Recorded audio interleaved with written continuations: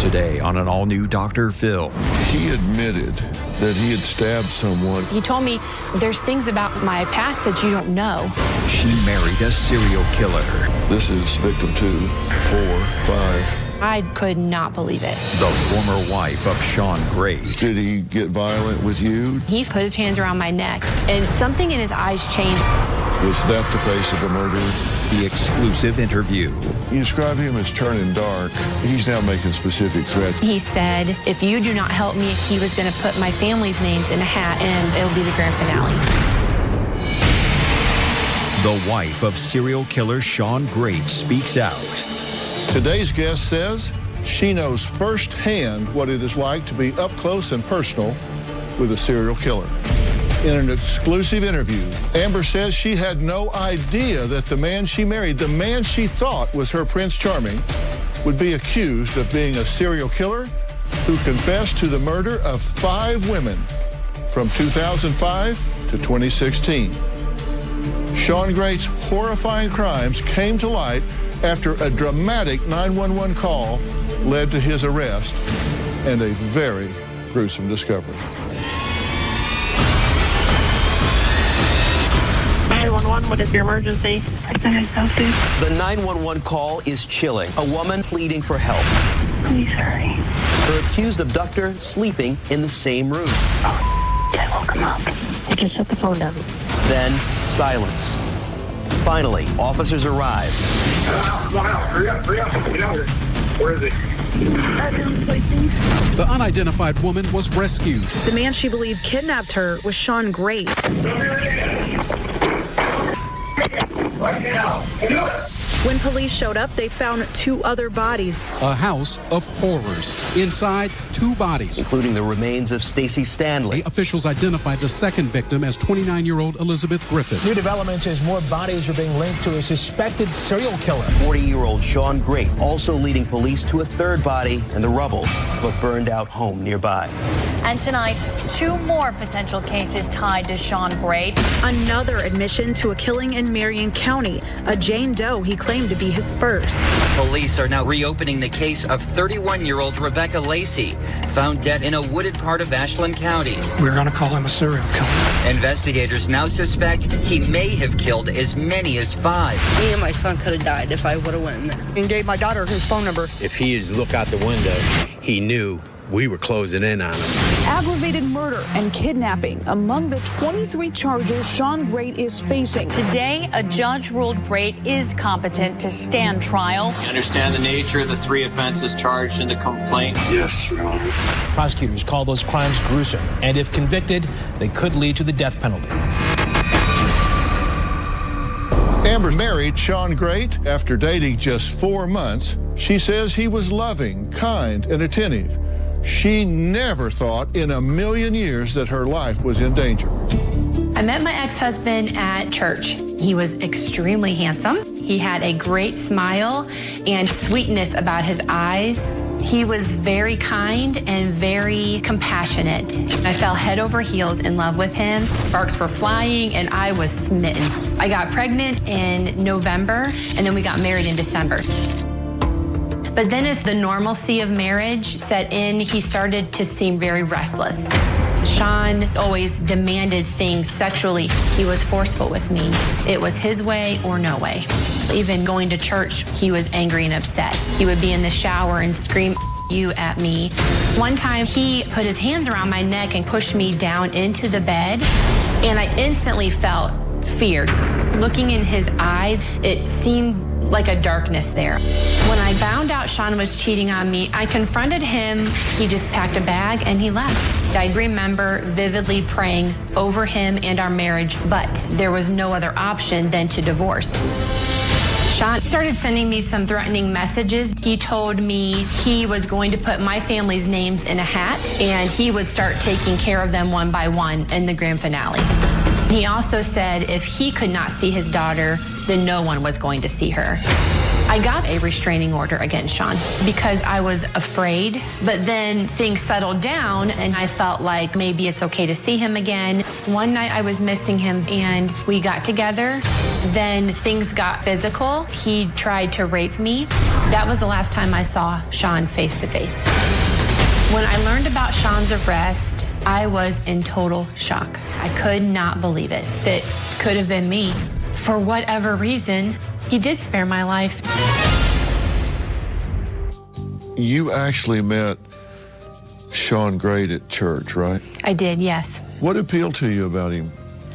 He had a great smile, and it was just very charming and kind.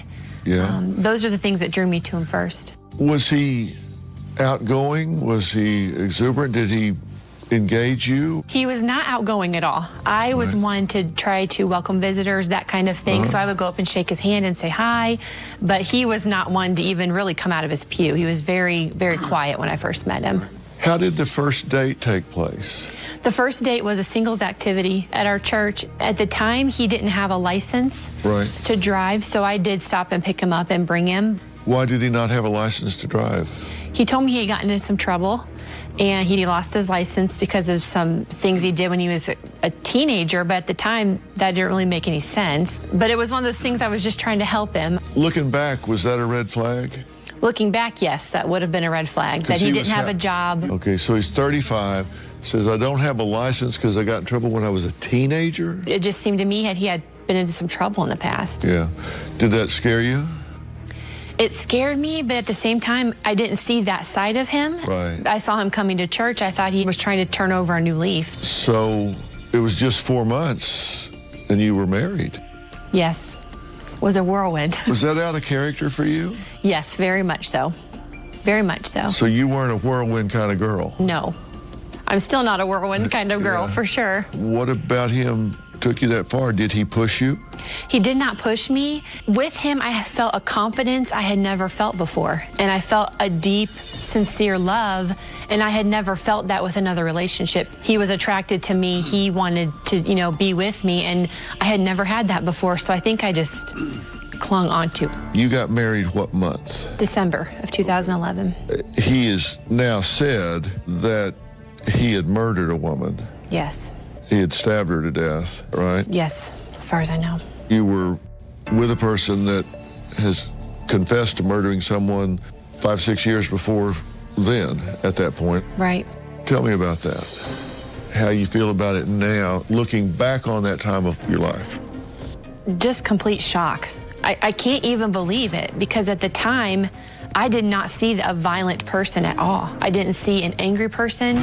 I didn't see any tendencies like that in him. So just a few months after you start dating him, you get pregnant. Right. You say right after you got pregnant, you see a different side of him. I did, yes. Dramatically different. Dramatically different. Tell me about it.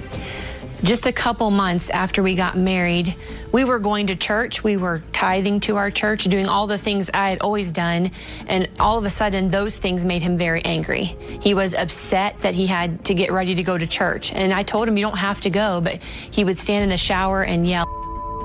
He was just angry about doing things that were normal. What did you make of it at the time? When you said, then don't go, it's okay, I'll go, you stay home. Right. It didn't change. He still got mad. How far did the anger go? Did he get violent with you? Did he direct the anger at you? At that time, no. It was a lot of shouting, a lot of yelling, a lot of slamming stuff, but no, he never was physically violent at that point to me. All right. You said he started to pull away from you. He did. Distance himself? Yes. And that wasn't just emotionally. He started being absent from the marriage, right? Yes. He would not be there much? Yes. Where was he going? At the time, I didn't know where he was going. I was very naive, and I trusted him very fiercely with everything. So you delivered the child when? July of 2012. Now, he had been gone, but then he shows up at the hospital. Yes. He just pops in the delivery room. And the delivery turned bad quickly, and I was in distress, and she was struggling, so they decided to do an emergency C-section. And I remember looking around the room, and he was not in the room with me. In fact, one of my brothers consoled me during the time that I was really struggling with the epidural. But then, all of a sudden, he was back in the room, and he was in there for the delivery. And then I don't remember him being there the next day. It was just weird. He was in and out a lot.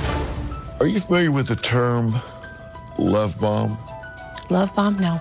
Love bombing is a term sometimes used in association with cults, in association with really manipulative relationships where somebody will come on to a person, just love them up. That's why they call it love bomb. Mm-hmm. I mean, just overwhelm them with love and care. Love you, love you, love you, love everything about you. Just really sweep you off your feet mm-hmm. until your feet leave the ground. Mm-hmm. And then they flip on you. Yeah.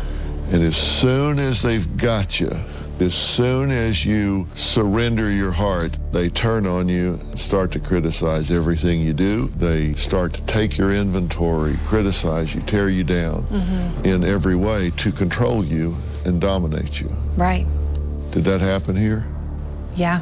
Explains it perfectly. That's one of the control factors in a cult. They make you feel welcome, welcome, welcome, welcome, mm-hmm. and then tear you down where you want it back so bad. Right. And you've lost your identity and you want that acceptance again, and it's a control mechanism. Right. Sounds very much like that's what happened here. I did that, for sure. Now, you kicked him out shortly after your daughter was born. So you'd had enough. What was the trigger? I got a phone call on his cell phone, and she was asking for Shawn.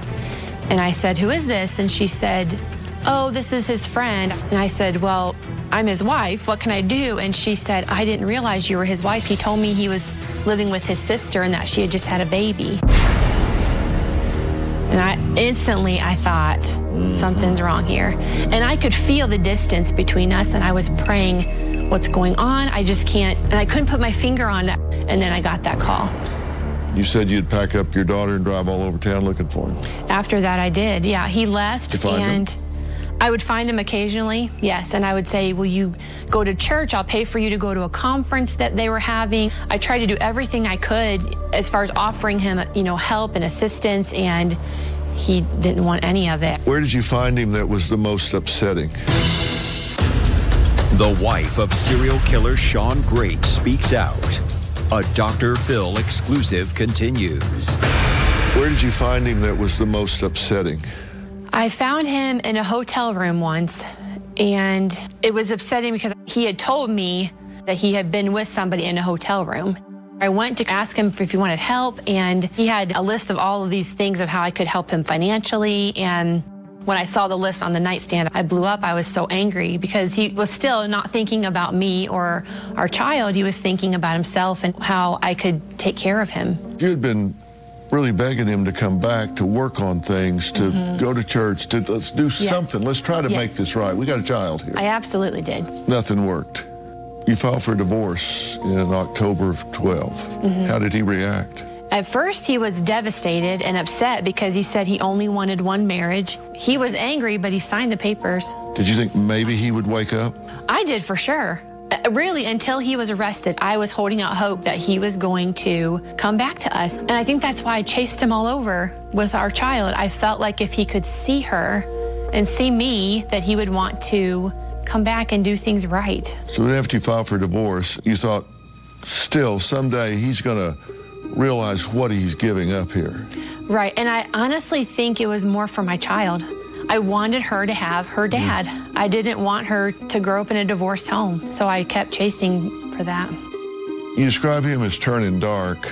You didn't really know dark until you started asking for, like, child support. Yeah. What happened when you asked for child support? He was very angry. He called my work, actually, and he told me if he could not see his daughter, then nobody else could. And then he said, if you do not help me and give me money and help me out financially, he was going to put my family's names in a hat and start taking things himself, and it will be the grand finale. At that point, I was very scared. he's now making specific threats against people you love. Absolutely. And that was a different texture to you. It was. This was different. It felt very real, like he would actually hurt my child or hurt my family. So you say it's time to get a restraining order. Right, yeah. Okay, you do. And not only is he not going to pay you child support, he starts demanding you give him money to stake him to get back on his feet. Yes. You didn't do it. I didn't, no. How did he react to you turning him down? That's when he would call and leave voicemails on my phone. This is Shawn. Trying to get some type of communication to visit my daughter that I've been paying child support for and haven't been able to see.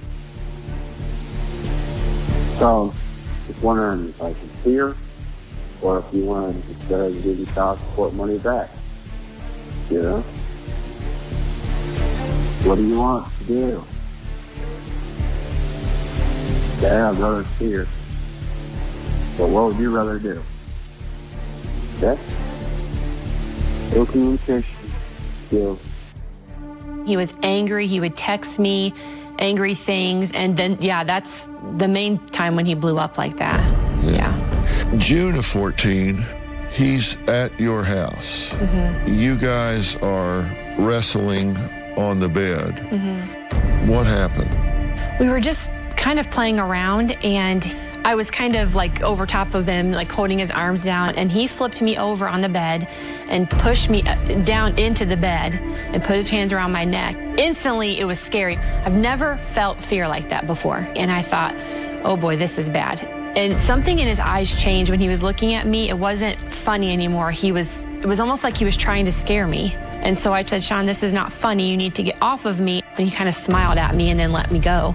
You were able to stop him at that point. If you hadn't stood your ground, do you think it would have gotten out of hand? I don't know. Would he have raped you? Would he have hurt you? At that time, I didn't think so, no. I guess now, knowing everything I know, it was definitely possible.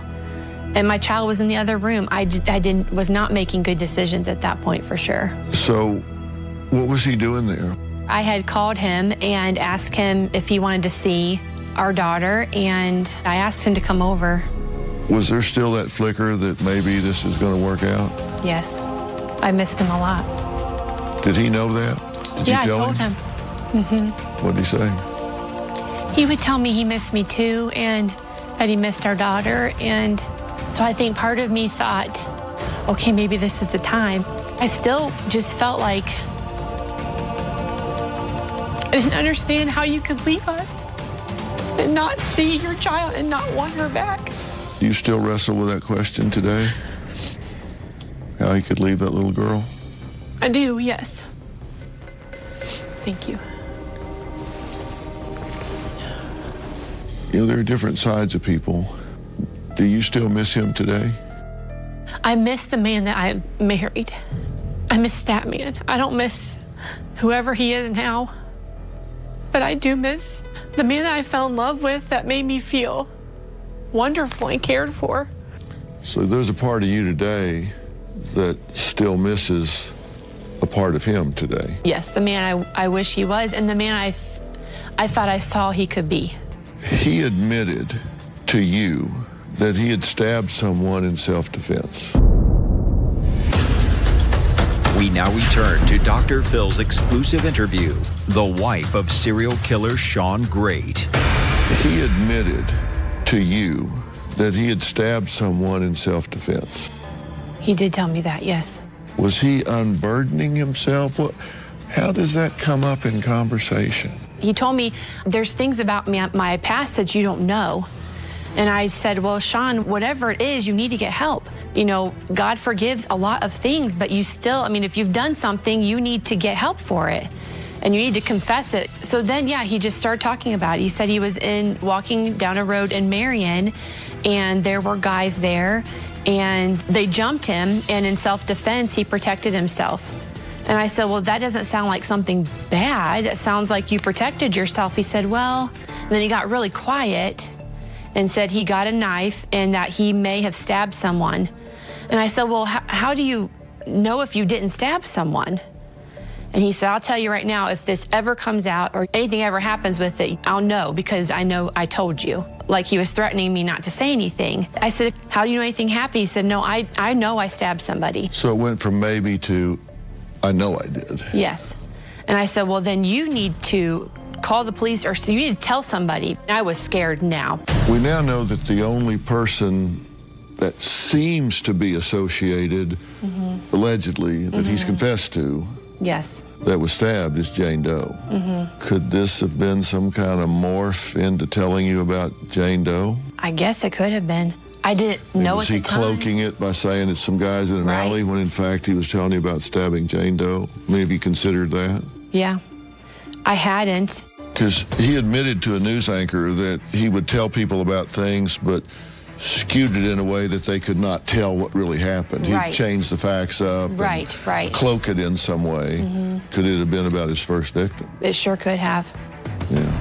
How did you find out that he had been arrested for multiple murders? I was on my couch at home, and my mom called me and told me there's a bunch of news going on, and they're saying that Shawn has done some really bad things and that he's killed some people. And I could not believe it.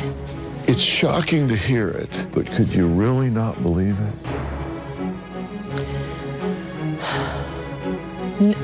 No, I guess not. I guess I could, because I had seen those spouts of him being very, very angry. But it was shocking. What was your reaction when it sunk in? This is the man that I've been alone with. Yeah. It's the man that pinned me to the bed. At the time, it was a lot of anger, and I even wanted to drive over to the jail and just yell at him. Total anger and shock. I don't feel like I really put it together until about probably 3 months ago or so, where I really started to think about the gravity of it. Did you miss red flags? I feel like I probably did, yes. What were the biggest things you think? I mean, obviously he was dishonest with you. Right. But a lot of people are dishonest and don't kill a bunch of people. Right. What do you look at now that you say, wow, that now means a lot to me? Yeah. I think just his short fuse. Besides those couple of incidents, I don't remember ever feeling unsafe. A lot of control issues. He had a lot of control problems. If you disagreed with him, you said his eyes changed sometimes. When you think back now, you said like when he was on top of you, his eyes changed? Something about his face changed, for sure, his eyes. Was that the face of a murderer? The wife of serial killer Shawn Grate speaks out. A Dr. Phil exclusive continues. When you think back now, you said like when he was on top of you, his eyes changed? Something about his face changed, for sure, his eyes. Was that the face of a murderer? Yes. Those minutes and those seconds, absolutely, because they were scary, and they sent fear throughout my entire body, absolutely. I made a list here of red flags that we've talked about. Some of these you've said that it seems he really tried to push family away. He did. Because we know that the #1 tool of an abuser, somebody that can get violent, can be really hurtful, is to isolate, get everybody away. He spent a lot of time in the shed. Yes. What do you mean by that? He would come home from work after a long day, and he would pull in, change his clothes, and go out back in the woodshed and work on his wood projects that he wanted to do. He kind of just checked out, like he really didn't want to be there. Anytime somebody's hiding something like this, they're living a double life, because they don't walk around saying, I'm a serial killer. It seems like a lot of these things pointed to him living a double life, because he lied about living with a sister and a baby instead of, with a wife and a baby. Right. He took money from your account. I mean, he's not focused on the family and the home. He actually goes rogue and starts threatening the mother of his child. I'm getting ready for the grand finale. Right. If my baby, it can't be going to be with nobody, if it can't be with me, I will put your family's name in a hat and start taking care of it myself. You start seeing these things where he's got this existence over here, which is so counter to your existence. Right, right. I mean, you're the church lady. Right. Yeah, that's true. Yes. Not that church lady. Yeah, not that church lady. When you look back, there's clearly somebody that you're with that's gone rogue, that's out here living on the edge, living on the fringe. That would not be the resume you would choose. If you had met him at church and he said, I go to hotels and meet with women, I take money out of accounts of people I love, you'd have given him a Heisman, right? Absolutely, absolutely, Yeah, I would have. No part of that, for sure. For sure. But he didn't show you that until right after you're married. Right. Then the dark side starts coming out because he's got the prize. He got what he wanted. And you now think that it was somebody to take care of him. Yeah. Financially. Yeah, it seemed that way. Because right after our daughter was born, he quit his job out of nowhere. And it was just like he was done. He was completely and totally done.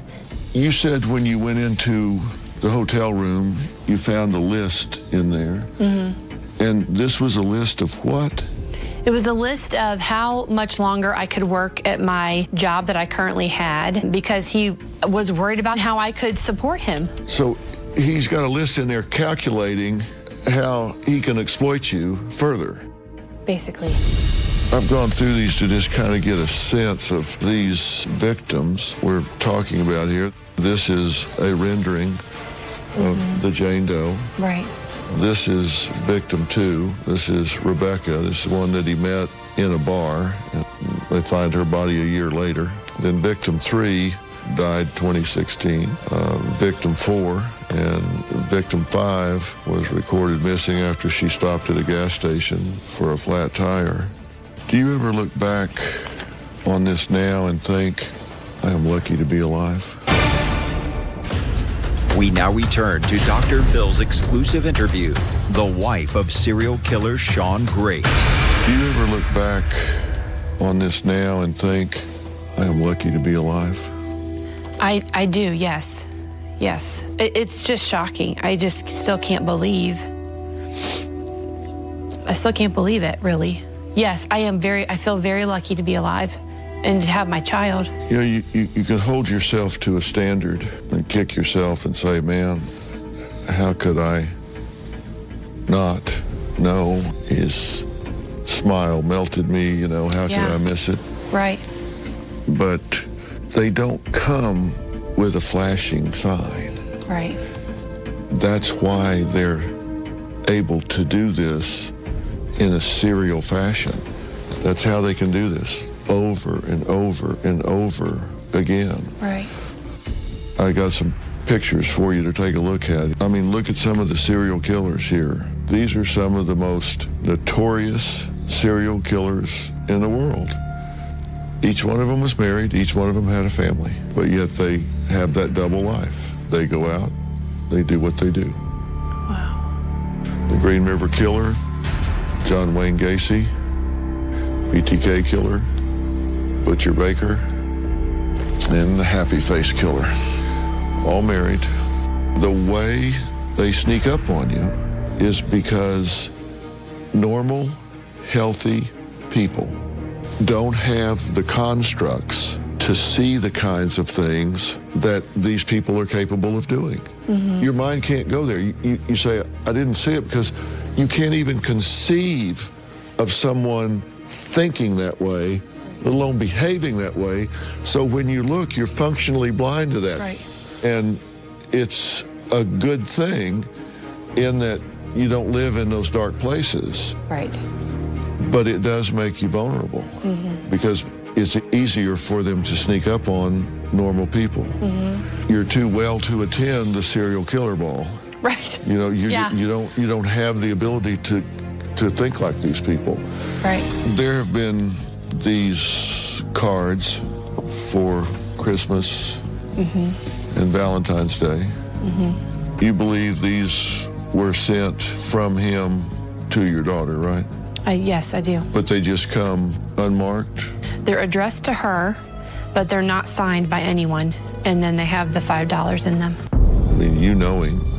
How do you interpret it? To me, I felt like he was trying to get me to reach out to him. And at first, I didn't know. I thought maybe somebody was being nice. I just kind of set it aside. Then the Valentine's card came, and that one just had her first name on it. Mm-hmm. And to me, then I thought, this is more than that.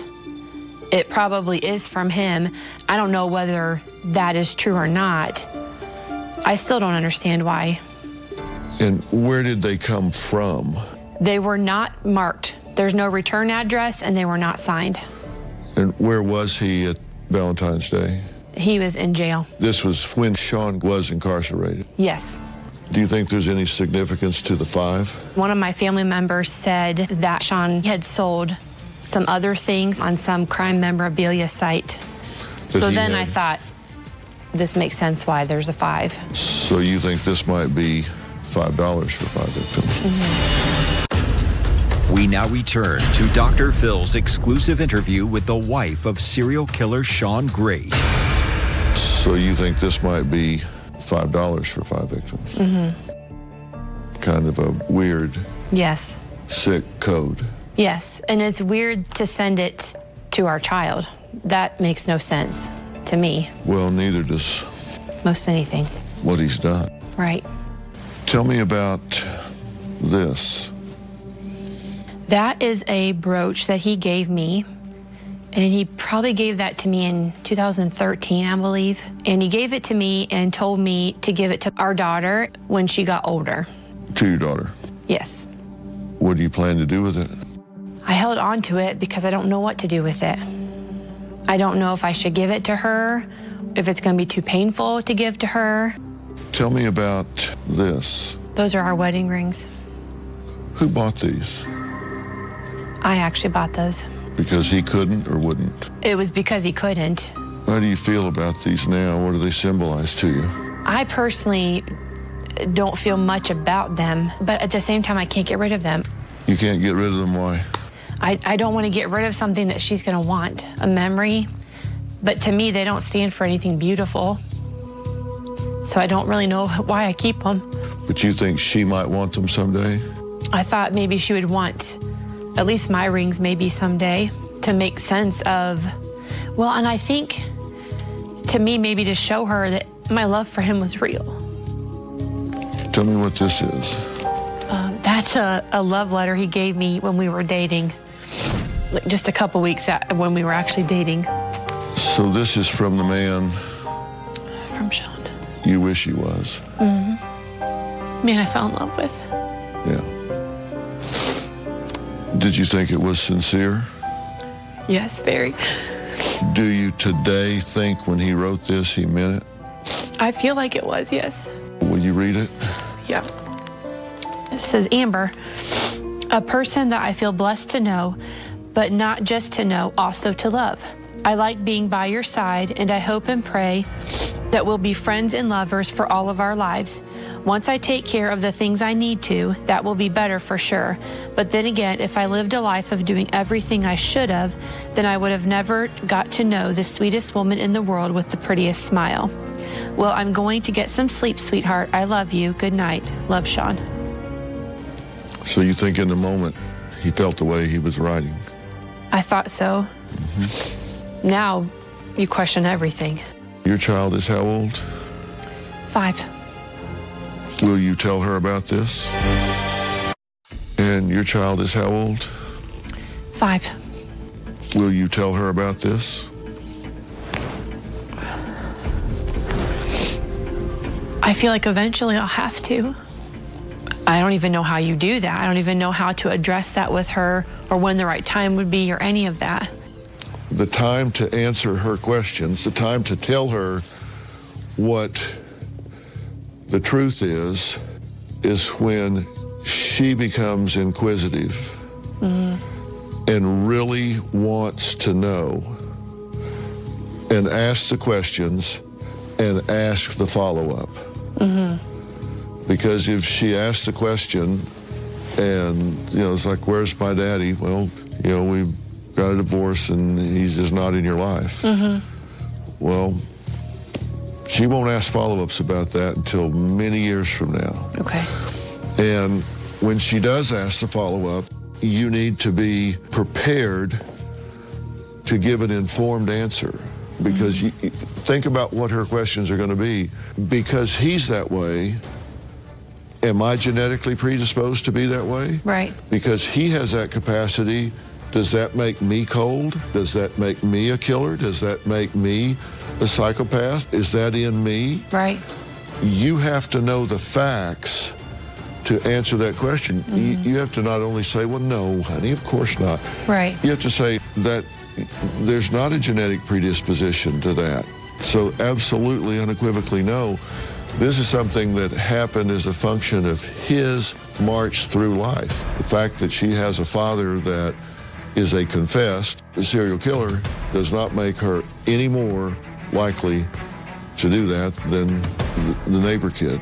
Right. And you absolutely should protect her from him until she is fully grown and mature. And ask the questions and the follow-ups. Right. And then say, now that you want to know, I'll answer it, but I'm going to give you a long answer to a short question. And that's when you tell her the full answer. Right. Are you following the trial? I was, and I feel like the more I followed it, the more I was just too emotionally attached to it, so I kind of distanced myself from it. I know he's in jail, but that's not comforting to me. I still feel unsafe sometimes. And a potential female juror revealed that he had asked her for a date. So he's not exactly shrinking. Look, you have moved on, and it seems to me that you are in a very healthy place, that you are not in denial, and you are shepherding your daughter along very carefully, and be prepared to answer the question and the questions that she doesn't ask. Okay? So good to meet you. Thank you, sir. Shawn Grate's trial was in jury selection at the time of my interview with Amber. By the time she returned home, the trial began with a shocking demonstration of how he killed two of his victims, Elizabeth Griffin and Stacey Stanley. Disturbing details released today. I want to warn you, it is graphic. What did you discover? A human corpse. Shawn Grate is charged with 23 counts, including aggravated murder. This is not a whodunit case. This is a he-did-it case. What you're about to see is video shown to jurors of Grate demonstrating to a police officer how he killed one of his victims.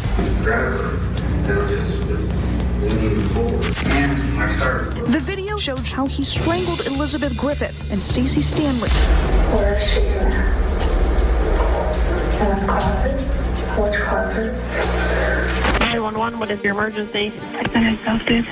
Please hurry. The woman who escaped an accused serial killer took the stand. To face the man she says raped and held her captive. I was just doing everything, trying to kick, punch, but everything I did, he just did it so much harder. You had sex with her against her will, too.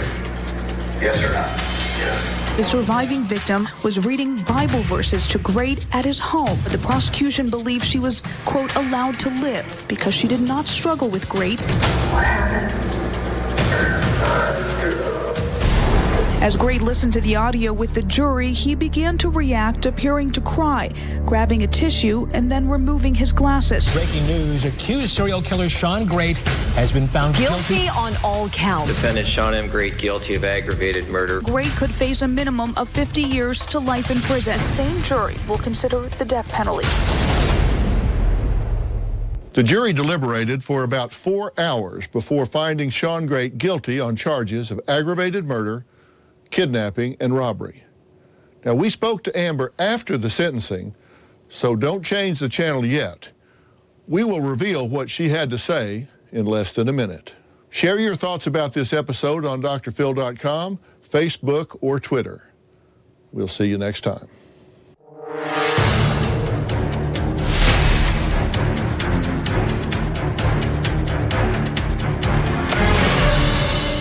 When I think about Shawn now, I feel a total disdain and disgust. When you learn the truth really does set you free. Since then, I have sold my wedding rings, I sold the brooch, I got rid of all of the cards I was holding on to, I even burned my wedding dress. And having found the defendant, Shawn M. Grate, guilty of aggravated murder. When the verdict came in for guilty, I didn't feel a relief or anything because I'm not going to give Shawn power over myself or my child anymore. We therefore unanimously find that the sentence of death should be imposed upon Shawn M. Grate. Hearing Shawn get the death penalty is just a finalization for me. There will never be justice for those families and for how he violated me, but I do believe that God will repay what Shawn has taken from us and that we have to leave the vengeance to God. I am very thankful for Dr. Phil, and I feel a freedom over my life now that I didn't before.